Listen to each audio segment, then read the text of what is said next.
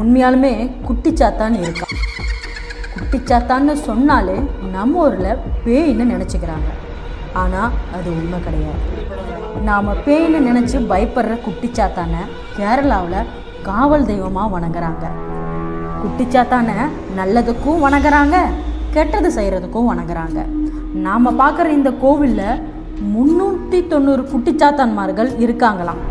390 குட்டிச்சாத்தான்களுக்கும் தலைமை தெய்வமாக இருக்கிறவர் தான் இந்த விஷ்ணுமாயா. இந்த விஷ்ணுமாயா சிவன் பார்வதியோட பிள்ளைன்னு சொல்கிறாங்க. இங்கே மாந்திரிகம், செய்வன, ஏவல், சூன்யன்னு யார் நமக்கு என்ன செஞ்சாலும் இந்த குருதி பூஜையில் கலந்துக்கிட்டா நம்ம தலையை சுற்றி கொடுக்குற இந்த தேங்காயை நாம் உடைச்சிட்டு வந்தோம் அப்படின்னா எல்லா பிரச்சனையும் சரியாகிடும்னு சொல்கிறாங்க.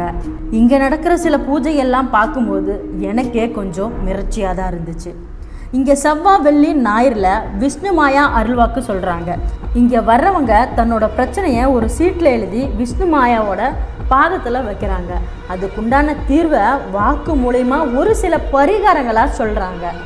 வாக்கு சொல்கிற 3 நாள் மட்டுமே இந்த கோவிலில் பக்தர்கள் அனுமதிக்கப்படுவாங்க. கேரளாவில் இருக்கக்கூடிய பல விஷ்ணுமாயா கோவில்களில் அமாவாசை, பௌர்ணமியில் தான் பூஜை நடக்கும். ஆனால் இந்த விஷ்ணுமாயா கோவிலில் ரகசியமாக அன்னைக்கு பூஜை நடக்கும். பக்தர்கள் யாருமே அன்னைக்கு அனுமதி கிடையாது.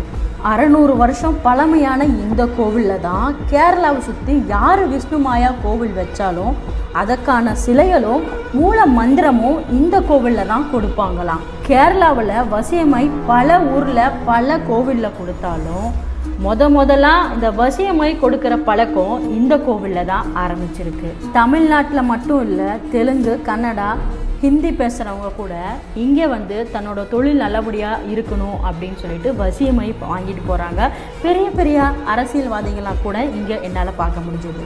600 வருஷம் பழமையான இந்த விஷ்ணுமாயா கோவில் எங்கே இருக்குதுன்னு பார்த்தீங்கன்னா காளியாறு மடம் மூலஸ்தானம், பாலக்காடு, கேரளாவில் தான் அமைஞ்சிருக்கு. இந்த கோவிலோட காண்டாக்ட் நம்பர் நான் கீழே டிஸ்கிரிப்ஷன்லேயும் ஸ்க்ரீன்லேயும் போடுறேன். கண்டிப்பாக இது மாதிரி இன்ட்ரெஸ்டிங்கான வீடியோக்கு நம்ம ஐடியா ஃபாலோ பண்ணுங்கள். நன்றி. நமச்சிவாய.